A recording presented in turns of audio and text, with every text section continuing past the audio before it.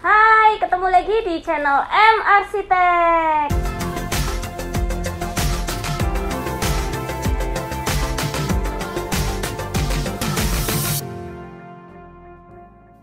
Nah, hari ini ada yang beda nih. Kita kedatangan bintang tamu spesial. Dia adalah seorang yang cukup berpengalaman di bidang material bangunan. Welcome Bapak Antonius. Ya, selamat pagi Bu Emma. Pagi. Nah, hari ini kita mau bahas tentang kamar utama ini nih Pak. Kira-kira konsepnya apa ya Pak ya, kamar ini? Oke, jadi kamar ini kan karena volumenya medium ya, jadi ukuran itu sekitar 4,5 kali 5,5. Kamarnya aja ya? Kamarnya aja, ruangan utamanya itu 4,5 kali 5,5. Di luar kamar mandi dan walk-in closetnya. Kemudian konsep dari kamar ini sebenarnya karena saya sedikit paham tentang bangunan, jadi memang nomor satu dalam bangunan itu harus bagus itu adalah angin, ya, dimana kamar harus memiliki pengudaraan yang bagus, angin yang bagus, airflow yang bagus sehingga kamar tidak sumpek, kamarnya berasa segar, anginnya bagus, ya jadi tidak lembab kamarnya, jadi buat yang tinggal di situ juga lebih enak. Faktor kedua adalah faktor cahaya. Jadi kamar ini menghadap ke barat, di mana bukaan kamar ini kita buka selebar 4 meter, ya, menghadap ke taman, dan itu bisa full open. Jadi pencahayaan itu pencahayaan alami ketika pagi sampai sore kita hampir jarang pakai lampu karena pencahayaan sangat bagus, ya, di mana kita bisa buka. Kacanya juga bening, kalau kita mau anginnya masuk kita juga bisa buka full kordennya sehingga angin, cahaya sangat optimal buat kamar ini. Ya, yang ketiga ada faktor air ya, faktor air di mana menurut psikologi suara air itu bisa menenangkan pikiran manusia. Jadi sehingga kita berangkat dari situ kita membuat suatu kolam kecil di depan kamar, di mana kita kasih pancuran supaya ada suara gemercik air, ya. Di mana memang sudah saya buktikan, memang ketika kita lagi santai, kita mendengar suara air itu pikiran dan hati berasa lebih tenang. Oke, seperti itu. Ya. Oke Pak. Tadi kan Bapak bilang ada jendela yang menghadap ke arah barat ya Pak ya? Betul. Tentunya nanti kalau sore hari akan sangat panas sebenarnya ya? Betul. Nah, ada treatment khusus nggak Pak untuk mengatasi hal ini? Karena ini kan memang kamar mau nggak mau harus menghadap barat ya, nggak ada opsi lain ya? Betul. Gimana? Nah, untuk menyelesaikan kendala itu kita pakai korden 2 lapis, di mana korden pertama itu vitras yang transparansinya sekitar 80%, dan korden kedua itu blackout, ya, dimana sinar ketika kita pakai blackout ini, korden blackout ini, sinar tidak akan tembus. Jadi dimana cahaya dan panas itu tidak masuk sama sekali. Jadi kamar tetap dingin, kamar tetap teduh, sehingga solusi ini bisa membantu kamar kita supaya tetap optimal seperti itu, Bu. Oke, tadi kan Bapak bilang untuk mengatasi jendela besar ini menghadap ke barat adalah dengan curtain yang blackout ya Pak ya? Betul. Dan vitras. Nah, ini produk dari mana Pak? Kita biasa itu langganan ke produknya Ona, ya. Kenapa kita pilih Ona? Karena salah satu yang paling hebat ya dari produk Ona, dia memberikan garansi itu 10 tahun, ya. Dimana dalam 10 tahun ini kita ada kendala apapun, kita tinggal kontak ke Ona dan mereka akan bantu kita untuk membereskan. Jadi di luar produknya yang berkualitas, pilihannya lengkap, garansinya juga bagus, pelayanannya bagus. Kenapa saya selalu pilih Ona? Ya, karena Ona salah satu merek ternama dan dengan pelayanan terbaik yang ada di Indonesia. Garansinya itu mantap ya Pak? Garansinya 10 tahun, itu yang luar biasa. Luar biasa ya. Terus kalau untuk jendelanya sendiri, ini kan saya lihat jendelanya sliding ya Pak. Untuk bahannya apa dan kenapa kok pilih sliding? Kan untuk pilihan jendela itu kan macam-macam ya, nggak cuma sliding. Betul. Kenapa kita pilih sliding ya? Tadi kan openingnya itu sekitar 4 meter kali 170 cm, ya 170-180 cm. Kenapa kita pilih sliding ya? Dengan bentangan yang segitu besarnya, kita kan bagi ke dalam 4 daun ya, dimana semua daunnya itu hidup. Jadi fleksibilitasnya tinggi, dimana kalau kita tahu sliding, tidak makan tempat ya. Sliding itu salah satu model jendela yang tidak makan tempat, baik di luar ruangan maupun dalam ruangan itu tidak kemakan tempatnya. Jadi di dalam kita bisa fungsikan 100%, di luar jendela pun kita bisa fungsikan 100%. Dan kebetulan di luar kamar kami itu merupakan tempat duduk teras untuk santai.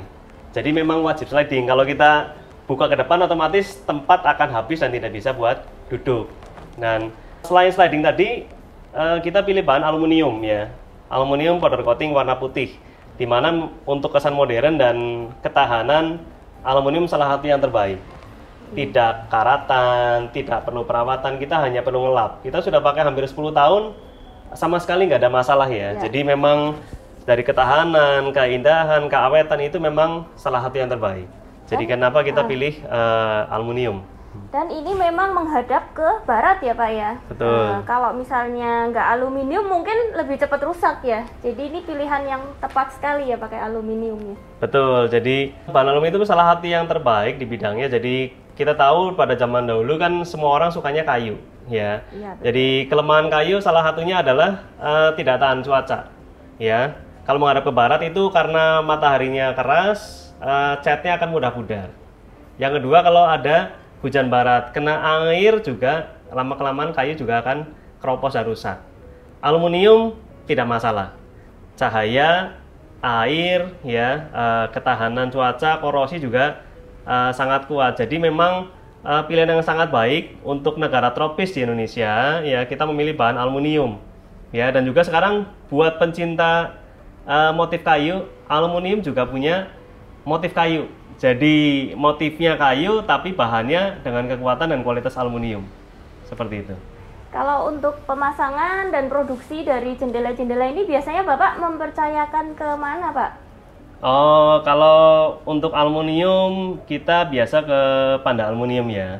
Salah satu vendor terbaik di Purwokerto, di mana produk dan pelayanannya sangat baik dan lengkap, sehingga mirip tadi ya dengan Onai ya. Garansinya bagus, pelayanannya bagus, dan range produknya itu sangat lengkap. Dari yang harga ekonomis sampai yang harga premium mereka ada. Dan ketika kita butuh kecepatan, ketepatan, akurasi, dan kualitas, saya pasti cari Panda Aluminium. Pilihannya juga banyak ya Pak di situ ya? Betul. Nggak dari yang aluminium aja ya? Betul, di Panda Aluminium itu selain aluminium, UPVC juga ada. Ya, UPVC ada, stainless ada, kaca, besi, jadi sangat lengkap ya. Jadi apapun kebutuhan bangunan Anda, saya selalu percaya ke Panda Aluminium karena di sana salah satu tempat yang terlengkap di Purwokerto. Nah, tadi kan konsepnya udah ya Pak ya. Terus kalau temanya sendiri untuk kamar ini temanya apa Pak? Kalau kamar ini temanya sebenarnya kesukaan istri saya ya. Jadi istri itu sukanya nuansanya hangat di kamar. Jadi kita banyak aksen dari kayu ya, dari pintu, terus panel dinding, terus panel backdrop TV, lantai. Kita juga banyak pakai motif kayu ya. Jadi selain kayu, kita kombinasi dengan banyak cermin dan kaca. Supaya apa? Supaya ruangan terlihat luas ya. Selain luas, bersih, dan juga hangat. Itu kesan yang pengen kita dapatkan ketika kita masuk ke kamar ini. Oke. Terus ini lantainya juga kayu ya Pak ya? Ini materialnya apa ini Pak untuk lantai? Oke, karena konsepnya sudah tadi ke arah kayu, kita juga pilih bahan yang finishingnya itu motif kayu. Tapi karena kayu zaman sekarang itu susah untuk mendapatkan yang kualitas terbaik, kita pakainya parket ya, lantai parket. Dimana lantai parket ini punya kelebihan dan kekurangan ya. Jadi kalau memang kelebihannya itu satu, itu kesannya empuk ya, karena lantai parket ini ketika pemasangan kita menggunakan underlayer tebelnya 3 mili spon ya. Underlayer itu spon 3 mili supaya ketika diinjek itu berasa empuk ya.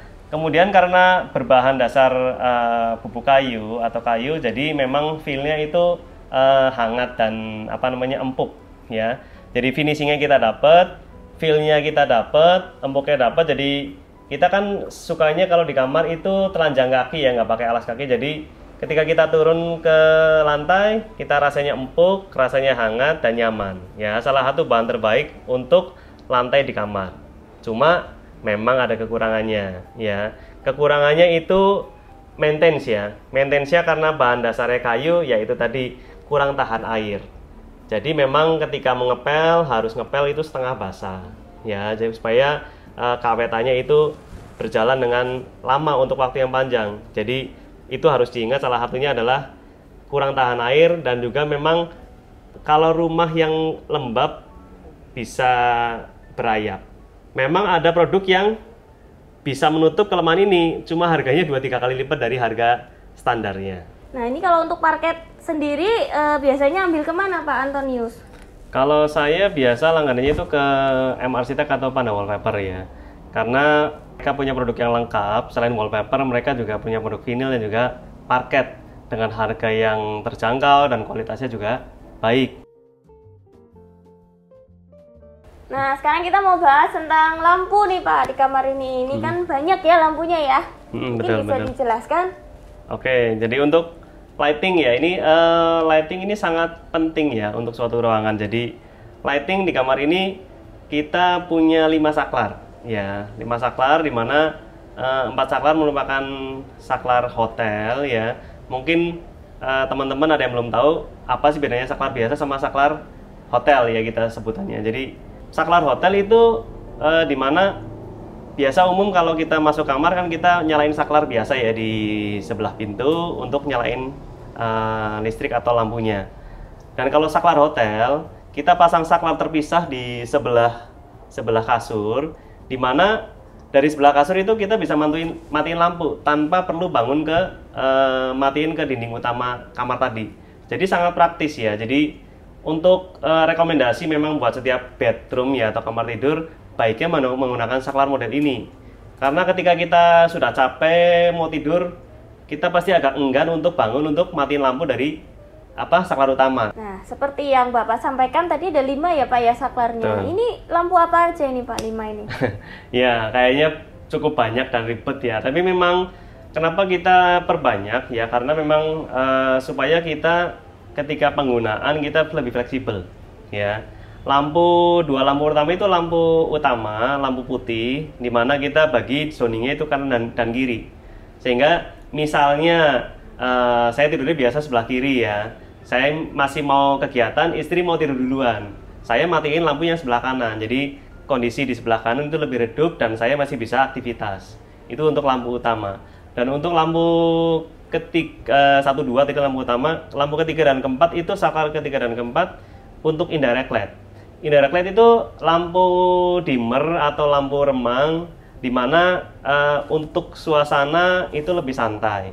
Jadi ketika kita tidak mau kerja atau beraktivitas dengan tinggi, kita pakainya lampu indirect LED tadi ya. Jadi lampu yang remang-remang, rasanya nyaman, santai. Nah, biasa kita malam paling sering sih pakai lampu itu. Jadi kita nggak nyalain lampu utama, kita pakainya indirect LED. Dan indirect LED kita bagi 2, tengah dan samping, dimana ketika kita mau suasananya agak terang, kita nyalain 2 lampu itu. Tapi ketika kita mau lebih santai lagi, lebih redup lagi, kita cuma nyalain yang lampu pinggir. Jadinya suasananya itu benar-benar sangat cozy dan sangat santai ya, sehingga sangat cocok buat kamar tidur. Jadi kita memang betul-betul bisa atur dari positioning, warna, dan juga gelap terangnya. Kita benar-benar bisa atur sehingga kita mau ngapain aja itu rasanya itu enak. Oh iya, ada satu lagi, lampu tidur ya. Kita lampu tidur modelnya khusus juga, custom made ya, dari Panda Aluminium. Jadi lampu tidur yang kita buat box ya, berisi tulisan, dan lampunya di dalam itu warna warm white, sehingga ketika kita mau tidur benar-benar dan mau benar-benar redup, kita pakainya lampu tidur itu ya. Itu lampu yang nggak kelihatan lampu, seperti hiasan dinding, tapi ketika dinyalakan itu indah ya, dan juga bisa menerangi ruangan secara minim ya. Jadi pencahayaan kita kalau turun dari kasur juga nggak kepaduk, tapi buat tidur juga masih enak. Jadi kita tambahin 1 lampu ekstra, itu lampu tidurnya kita ya, di atasnya kasurnya kita ya. Nanti mungkin teman-teman bisa lihat. Nah tadi udah disampaikan ya Pak, kalau ruangan ini adalah 4,5 kali 5,5 ya. Betul. Selain walk-in closet dan kamar mandi. Betul. Nah untuk walk-in closetnya sendiri Ini kayaknya ruangannya nggak gitu besar ya Pak ya. Ini konsepnya gimana ini untuk walk-in closet? Betul, jadi karena ruangannya kita cukup sempit ya, hanya lebar itu sekitar 1,8 kali panjangnya sekitar 3 meter ya. Panjangnya sih lumayan, cuma memang lebar itu sempit.